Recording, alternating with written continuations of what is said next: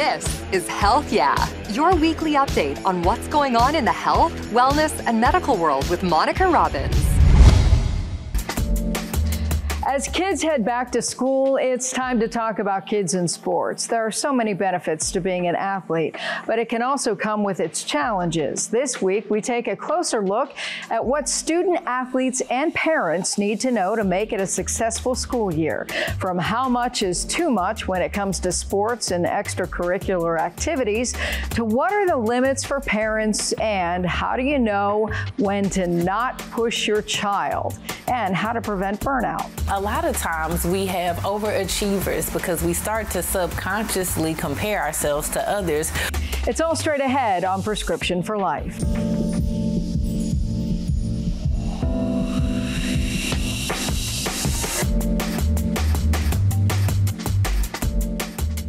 Hi, everyone, and thanks for joining us. I'm Monica Robbins. Back to school means a return of fall sports, after-school practices, and routine. Experts say sports help children get much-needed exercise, make friends, learn teamwork, and even improve self-esteem. Athletes also have their own set of challenges, from pressures to perform, intense schedules, to practices, and physical injuries. It's not surprising that sports can take a toll on anyone's mental health. Take a look at a competitive swimmer who had to overcome injuries to get back to doing what she loves. All right, so here's what we're doing. We're gonna go 6 rounds, 15 meters all out. The rest is easy on 120. This is how the day begins for Olivia Slavinsky for about as long as she can remember. Since I was a baby, I've been in the water. From a mermaid in a bathtub, now a shark in the water. With mental toughness required of distance swimmers. You just have to find a way to lock in, stay connected with your body. Her bedroom wall a testament to years of success, but it doesn't tell the whole story.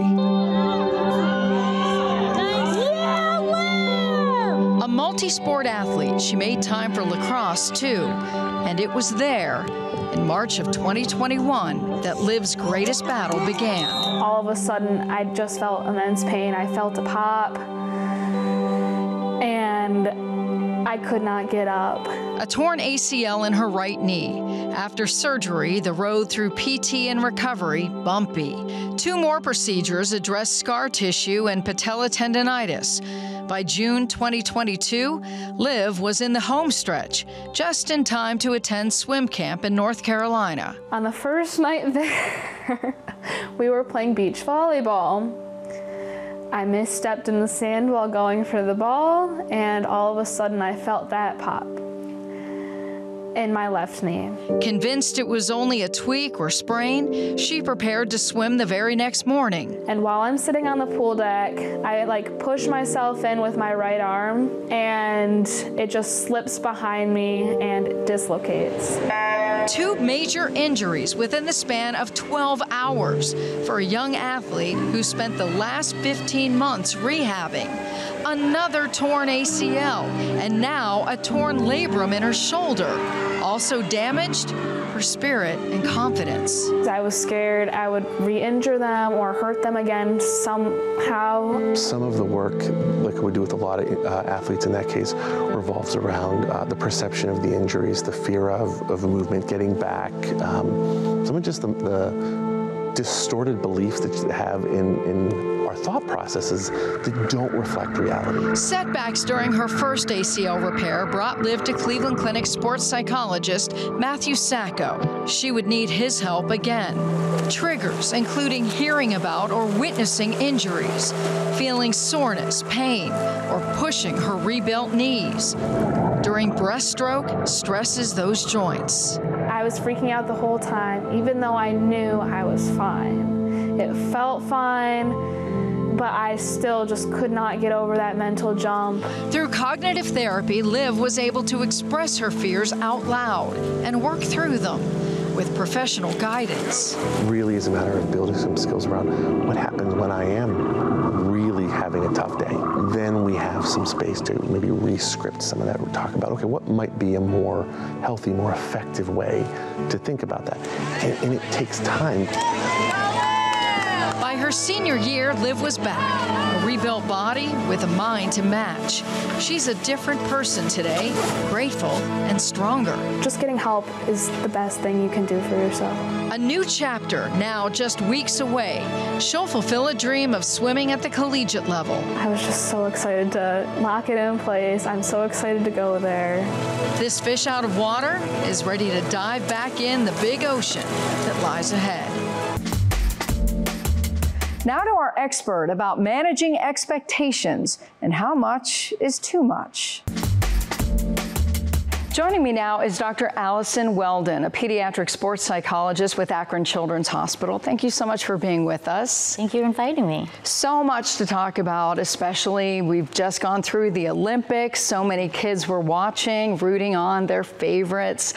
What do you think kids need to take from watching those elite athletes? Well, I think the first thing to really remember is that they are just that. They are elite athletes. I think just with watching, it's really easy for us to critique them and feel like we could do better, which, you know, hopefully one day we can, but just remembering that they are elite and that they took a lot of time and training to be able to get out there and perform to the best of their abilities. This is a great conversation starter too for parents and kids, especially for kids who might decide this is the time they want to choose a sport. Yes. So how does a parent kind of walk into that? Well, I think that is tough because I think after this, everyone wants to try every single thing.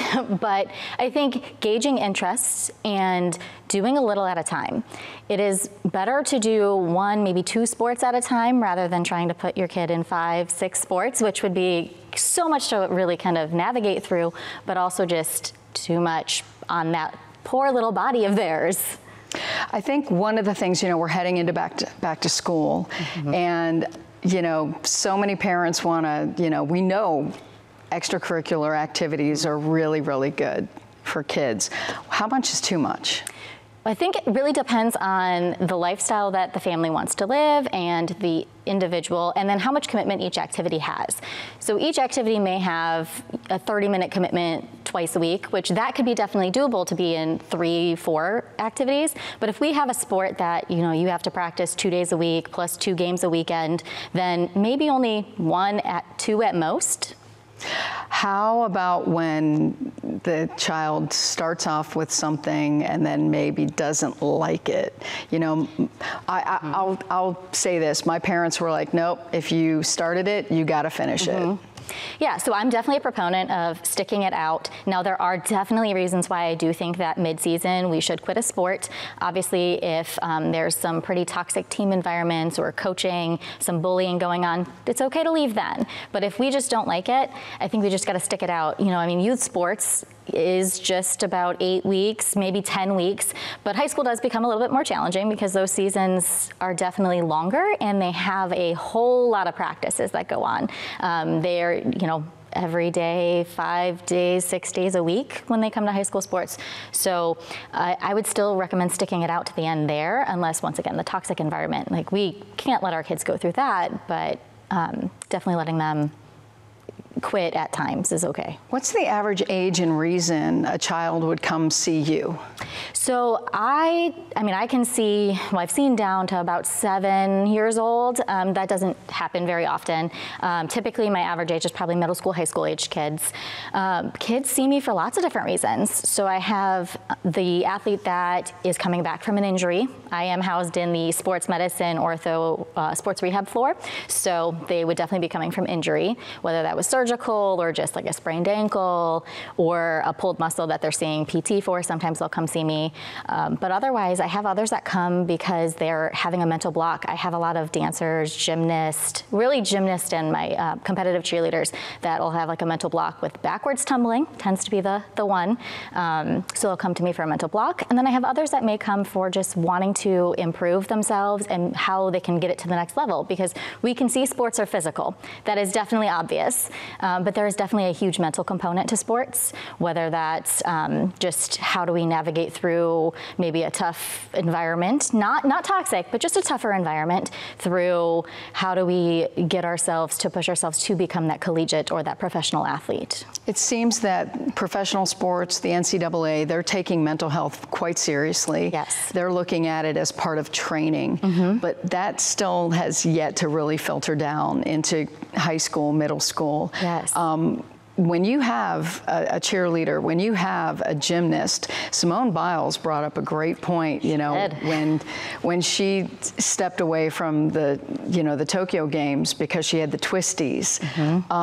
And then you had a lot of people just attack her for that. Right. Because they don't understand this could be catastrophic. Right. How do you not only get the athlete to understand it's okay, but also the parent or the coach or somebody else who's like, you know, suck it up, buttercup. Right, that is definitely hard, right? Because you're right, people just don't seem to understand it.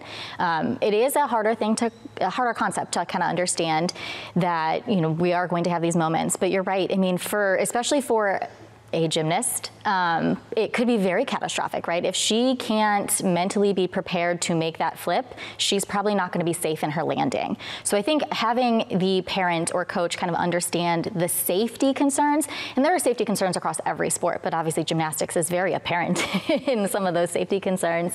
But just understanding that piece to that and understanding like it's going to happen. We're going to have moments where we just need to step back. She didn't stop, she just needed to take a moment, and that's going to be the same across all kids, all ages.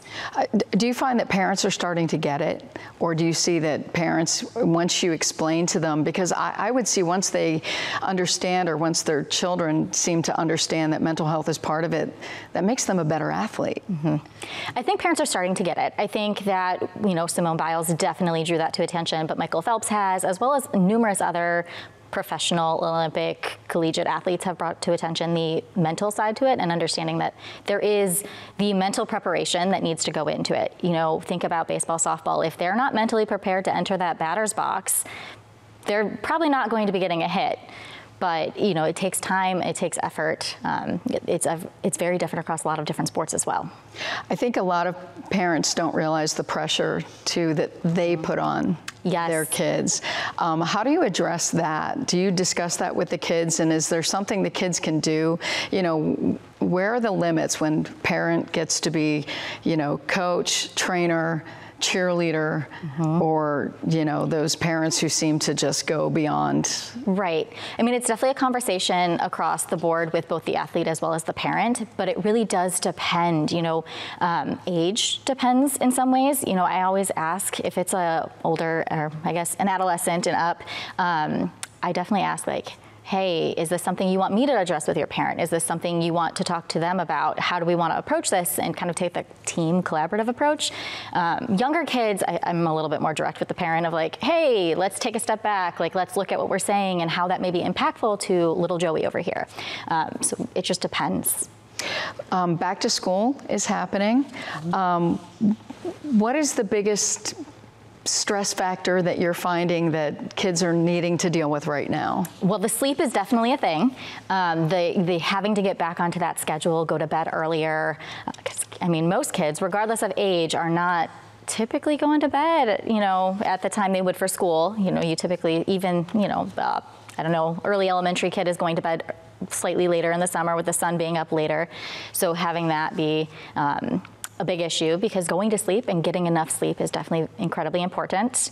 I also think the battle with just getting everything ready is definitely a huge thing too. So, you know, making sure we have everything put together the night before that we can, right? We can pack our backpack, we can pack most of our lunch usually, we can fill up that water bottle, leave it in the refrigerator so they can just grab it and go. The less we have to do in the morning, I think the better off we all are. How do you deal with the anxiety? Because, you know, sometimes kids are pretty good at hiding it.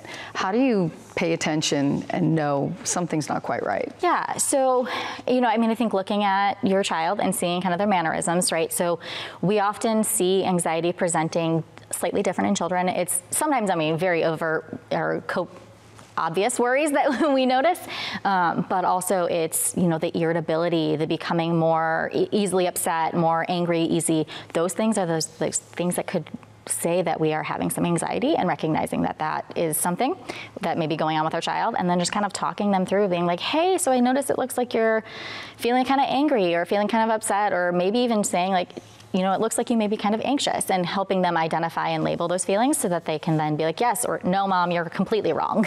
Final thoughts. What would you like parents to know if you could shake them all and tell them, please do this with your kids? Oh, that's a tough one. I think that the last thing that I would want them to know is just be there and be supportive. Like, allow the space for your child to talk to you, and don't make them have to talk, if that makes sense. A child is going to be more open to want to talk to their parent if they feel like they're not going to be judged by what they're telling their parent. And so kind of having it be a judge-free zone. Wow, that's not easy for a lot of parents. Not at all. So yeah, just keep your responses to yourself and think before you speak. Yes.